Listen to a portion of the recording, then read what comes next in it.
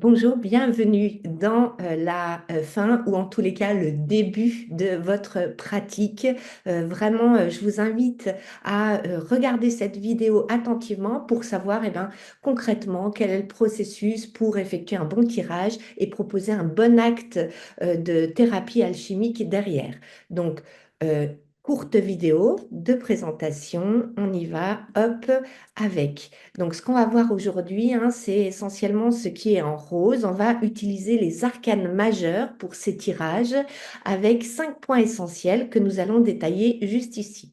Dans la première partie, je vous rappelle la posture que vous devez avoir qui tient à un triptyque, le cadre, l'objet et le processus. Le cadre, concrètement, rappelez bien les modalités au consultant. Eh bien, voilà, vous allez poser votre question. On a tant de temps, vous avez payé pour ce temps-là, donc autant avoir une question qui est vraiment celle qui vous intéresse. Ne tournez pas autour du pot, voilà, allez droit au but. Qu'est-ce que vous voulez savoir? Vous pouvez aussi, dans le cadre, dire ce que vous allez dire et ce que vous n'allez pas dire. Concrètement, si la personne, elle vous pose une question au niveau professionnel, eh bien, même si vous voyez des choses au niveau du couple, au niveau de la famille, au niveau de la santé. Ça, vous ne le direz pas parce que ce n'est pas ce que la personne, elle vient chercher et donc amener vraiment une réponse pertinente par rapport à la question posée. Vu et pas vu. Donc, on n'est pas obligé de tout voir à travers les cartes. Peut-être que la personne, elle va vous tester un peu au départ pour voir si vous êtes légitime dans votre posture de tarologue. Eh bien, il y a des choses que vous n'allez pas voir. Donc, n'hésitez pas à dire, voilà, on voit pas tout, on voit ce qui est en rapport avec l'énergie du jour. Rappelez à la personne également quelque chose de simple que je vais détailler ici. Vous pouvez très bien l'expliquer aux consultants pour qu'ils puissent comprendre concrètement en quoi consiste le tarot alchimique et qu'est-ce que vous allez faire comme type de tirage. Je trouve que c'est hyper important parce que c'est remettre la personne dans son libre arbitre. Donc souvent, ce que je fais, hein, je dessine un schéma où je commence en disant, eh bien, vous voyez, les gens, ils voient de manière temporelle, avec un passé, un présent, on va dire on est ici et maintenant, et un futur, hein, un mode assez linéaire au niveau temporel, alors que quand on va tirer en réalité les lames de tarot, ce qu'on va faire, c'est on va avoir une vision qui est plutôt en spirale, dans un espace-temps où on va dire concrètement, eh bien, ce qu'on regarde, c'est vous êtes ici, hein, c'est ce que vous allez dire au consultant, vous êtes ici avec moi, ici maintenant. Ce qu'on peut regarder avec les tarots, c'est eh bien éventuellement ce qui s'est passé avant. Donc c'est ce qu'on appelle des balises. Donc concrètement, eh bien qu'est-ce que vous vous traînez comme mémoire transgénérationnelle, karmique, les croyances qui sont limitantes et en tous les cas qui vous font quand même aller sur votre chemin, mais qui vous ralentissent un peu comme des boulets qu'on se traîne et qu'il faudrait libérer, nettoyer pour pouvoir eh bien avancer plus sereinement sur sa course de vie, sur finalement ce que son âme, elle vient faire dans cette incarnation. Concrètement, qu'est-ce que ça veut dire? Ça veut dire que le tirage qui va être fait, eh bien, c'est un tirage qui va dépendre de là où vous en êtes maintenant par rapport à votre vibration. Donc, c'est-à-dire ici le consultant qui a un type d'énergie, un type de vibration hein, particulière en fonction de comment spin tourne ses cellules. Et donc, en fonction de comment cette énergie se dégage, eh bien, ce que le tarologue y fait, c'est il va regarder les lames qui se soulèvent un petit peu plus loin dans le futur, c'est-à-dire en termes de probabilité, si vous continuez à avoir ce type d'énergie-là, voilà concrètement ce qui va se passer par rapport à la question que vous vous posez. Ça ne veut pas dire que c'est gravé dans le marbre. Encore une fois, c'est juste une photographie. Si la personne continue à vibrer ça, c'est une photographie de ce qui risque en probabilité certainement de se passer. Ça permet à la personne eh bien, de voir en avance ce qui pourrait y avoir. Et puis si cette photographie-là lui plaît pas, alors vous pouvez aller engager un type d'action, un type de thérapie alchimique qui va lui faire modifier sa vibration et du coup, elle va rencontrer dans son futur des événements, des situations, des rencontres qui sont différentes parce que sa vibration sera différente. Comprenez par là que la personne, elle a toujours son libre arbitre. Rien n'est gravé dans le marbre. Et donc, libre à elle de reprendre son bâton de pouvoir et dire, ben non, moi, cette photo-là, elle m'intéresse pas, j'en veux une autre, donc je modifie ça. Voilà, je trouve que ça, c'est intéressant à expliquer rapidement à la personne pour qu'elle puisse garder son lead, hein. Surtout dans le cadre vraiment important, dites-lui, ben, si vous n'avez pas une question claire, je ne peux pas vous apporter une réponse pertinente. Plus la question est évasive et ambivalente, plus eh bien, la réponse va être évasive et ambivalente. Donc, essayez toujours d'aider la personne à clarifier sa question pour aller au cœur de ce qui l'intéresse. Donc là, on est sur le cadre et ça prend quand même un petit peu de temps, mais c'est nécessaire pour que la personne, elle soit à l'aise, en confiance, rassurée, et puis qu'elle se dise, la personne que j'ai en face de moi, bon, elle assure. Ensuite, après le cadre, l'objet. L'objet, donc je vous invite vraiment à raconter ce que c'est le tarot alchimique. Donc c'est un, répondre à une question, hein, on est vraiment sur du tirage, sur de la cartomancie, sur vraiment l'idée de révéler à la personne une réponse, euh, quelle qu'elle soit, mais en tous les cas, qu'elle vient chercher.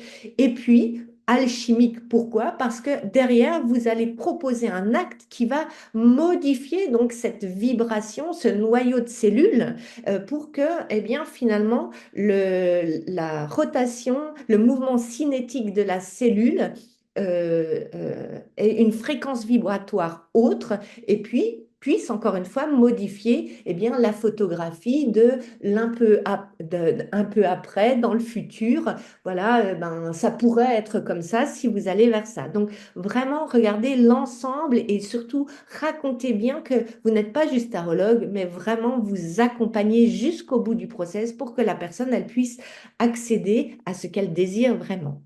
Dans le processus, je vous rappelle pour vous qu'il faut avoir vraiment un mindset impeccable, c'est-à-dire un état d'esprit. Vous pouvez avoir un petit mantra, j'ai confiance en moi, j'appelle l'univers, enfin voilà, un mantra en tous les cas qui vous aide à vous poser et à être dans une belle énergie. Si vous êtes un peu ramollo comme ça, eh ben, forcément, la révélation des cartes, vous êtes quand même médium, donc il faut amener de la force, je veux dire, dans le tirage, dans ce que vous allez révéler. Donc voilà, soyez dynamique pour amener une fréquence vibratoire rapide et donc qui donne de la force aux lames pour qu'elles se révèlent. Ensuite, eh bien, choisissez le bon tirage en fonction de la question qui va être posée. Alors, une fois qu'on a vu l'étape 1 de la posture, le tirage ou les tirages, pourquoi pas, parce que vous pouvez faire une enquête, ça dépend hein, de ce que la personne vous demande. Donc, je vous rappelle simplement qu'il faut aller chercher la question de la question. Donc, vous allez reformuler la question, puis attendre vraiment la validation du consultant. Est-ce que c'est bien ça que vous voulez? Hein, c'est vraiment la validation pour que la personne, elle soit vraiment ancrée sur ce qu'elle désire et que vraiment on soit tous focus sur une énergie collaborative qui va permettre vraiment de révéler une réponse pertinente. En même temps que la question de la question commence à jaillir, mélangez et vous mélangez avec cette intention de répondre à la question de la question. Ensuite, dans le tirage, je vous rappelle qu'il y a un espace. Alors, soit vous avez un tapis, soit avec vos yeux, vous délimitez un espace spécifique parce que l'espace, cette trame cosmique, va permettre, encore une fois, de mettre en énergie un champ vibratoire spécifique. Et quand on observe ce champ, c'est un peu comme si toutes les vibrations étaient là en attente d'être révélées. Et donc, l'espace, s'il est bien défini, c'est un contenant qui va permettre justement cette révélation. On se rappelle ensuite que les tirages, ce sont des ondes de forme, un point, une ligne, un triangle, une étoile, voilà, qui ne permettent pas d'obtenir les mêmes résultats. Ça dépend encore une fois de la question. Donc le choix du tirage, il est important parce qu'il amène une réponse précise. Vous pouvez très bien, dans un premier temps, regarder, l'énergie du consultant pour avoir vraiment déjà une idée de la personne, dans quel état elle est à l'instant où elle vous pose sa question. Et puis ensuite, aller sur l'onde de forme qui vous convient pour révéler la réponse. Alors, une fois qu'on a vu le tirage, on va aller sur le décryptage. Le décryptage, qu'est-ce que c'est? C'est, eh bien, prenez vos fiches si vous avez besoin. N'hésitez pas à dire que, eh bien, vous avez, OK, terminé la formation, mais que vous êtes dans la pratique et que c'est vraiment à travers cette expérimentation, mais à travers aussi cette discipline de faire encore et encore que vous allez gagner de l'assurance, gagner de l'expérience et donc gagner de l'expertise. Donc, prenez vos fiches si vous avez besoin. Et puis, surtout, quand vous avez des lames qui apparaissent, trouvez l'indice qui ressort. Captez l'information qui émerge de la lame. Par exemple, sur l'étoile, peut-être que là, ce que vous allez voir, c'est le genou à terre. Donc, vous allez eh bien, travailler sur l'idée de l'humilité,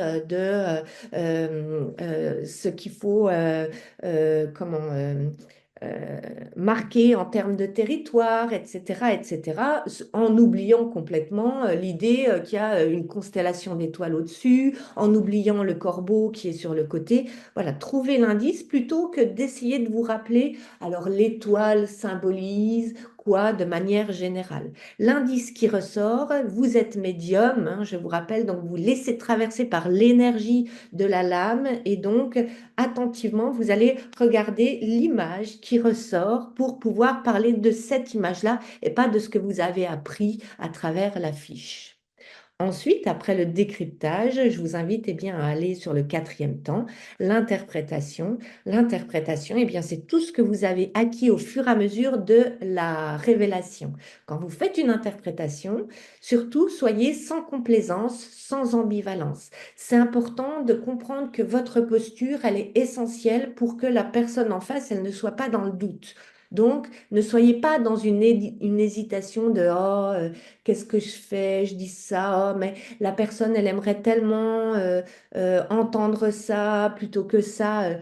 Ça, c'est pas votre affaire. Votre affaire, c'est juste de vous détacher de l'idée d'avoir l'air d'être quelqu'un qui maîtrise les tarots, l'idée d'être quelqu'un qui est à la hauteur, l'idée d'avoir peur d'être jugé parce que ben, vous prenez votre fiche. Détachez-vous de tout ça. De toute façon, si elle vient à vous, c'est que, il y a une bonne raison, c'est que vous devez faire l'interprétation. Donc, laissez-vous vraiment traverser par ce qui apparaît. Choisissez, deuxième point, hein, ce qui est recevable. Dites ce que vous percevez, seulement ce que vous percevez. C'est pas la peine d'essayer de réfléchir à, ben oui, concrètement, si j'étais un bon conseiller, je lui dirais de faire ça ou ça, parce que pour moi, ça marche. Ah, ben puis ça, je veux pas lui dire parce que c'est trop négatif et donc ça risque de lui engrammer quelque chose de négatif. Je préfère engrammer ce qui est positif, mais ce qui est positif pour vous n'est pas forcément positif pour la personne qui est en face. Rappelez-vous que vraiment quelqu'un qui fait de la bonne thérapie, c'est quelqu'un qui est neutre parce qu'en fait, il décide à travers cette neutralité de laisser l'autonomie à l'autre. Et donc ça, il y a vraiment quelque chose au niveau de l'amour, d'offrir à l'autre eh bien, la possibilité d'être neutre. Et encore une fois, c'est ni bon ni mauvais, ni bien ni mal. Ce que vous voyez, c'est ce que la personne a besoin d'entendre. Et pas, ne rajoutez pas des petits trucs en plus que vous pensez à travers votre prisme. Je veux dire, ça vous concerne vous, mais elle ne vient pas pour ça. Et enfin, ben, faites-vous confiance, hein, c'est ce que je vous disais, c'est parce que c'est vous, c'est lui ou elle, et parce que c'est elle ou lui, c'est vous. Donc vraiment, tout est juste, tout est parfait. Si vous êtes en train de faire un tirage, c'est que c'est OK. C'est avec vous que la personne doit faire ce tirage. Dernier point, l'acte alchimique. L'acte alchimique, eh bien, une fois que la personne elle a sa réponse, ne la laissez pas comme ça, toute seule, après à se débrouiller avec ses questionnements internes. Proposer un acte alchimique. Donc, si on est dans une des zones dans le tirage qui est liée à qu'est-ce que vous devez mettre en action pour pouvoir atteindre votre but, eh bien, vous pouvez proposer directement la même lame que celle qui apparaît sur la mise en action et la poser, comme on l'a vu, hein, sur le PCI, le principe chaotique insoluble, pour que la personne, elle puisse, à travers cette lame, se faire opérer et prendre l'énergie qui est nécessaire de la lame pour que l'opération et l'énergie s'imprègne en elle et qu'elle puisse, eh bien, encore une fois, aller vers son but. Si on est plutôt dans une zone de défi ou d'obstacle à dépasser, eh bien, vous pouvez demander au consultant. Simplement, voilà, là, il semblerait qu'il y a un obstacle à dépasser qui est tel obstacle. Alors, on va dire la maison Dieu. Alors, la maison Dieu, eh bien, c'est d'enlever le mental pour vraiment écouter son corps. Donc, en quoi ça vous parle? Et puis, vous pouvez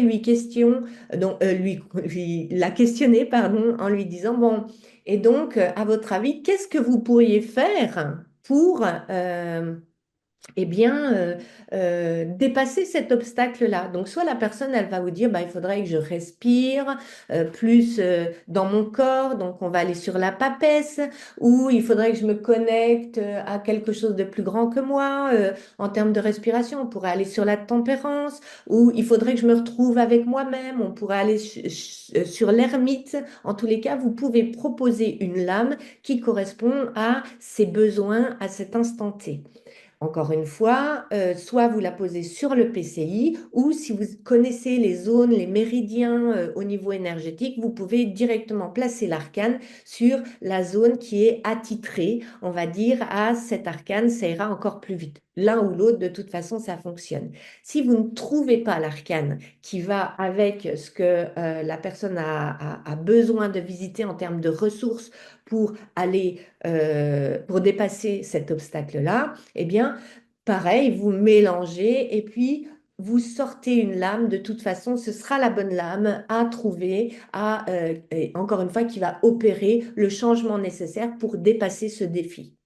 Ensuite, on verra si vous allez plus loin dans la formation, eh bien, il y a d'autres zones, d'autres travails à effectuer à l'aide, eh bien, évidemment, des arcanes, mais qu'on peut aussi amener avec un mélange sonore de la langue des oiseaux, des lettres hébraïques, du yiking, encore une fois, plein d'autres outils qui viennent, on va dire, amener de la consistance et de la force à l'arcane pour qu'elle puisse encore opérer avec plus de fulgurance, avec plus de rapidité au niveau du noyau des cellules. Voilà, je crois que là, vous êtes parés. Donc, eh bien, à plus tard pour eh bien, démarrer ces instants de pratique ensemble avec des personnes qui ont vraiment, vraiment envie que vous leur révéliez ce qu'elles peuvent apprendre d'elles-mêmes et comment elles peuvent avancer sur leur chemin de vie. Merci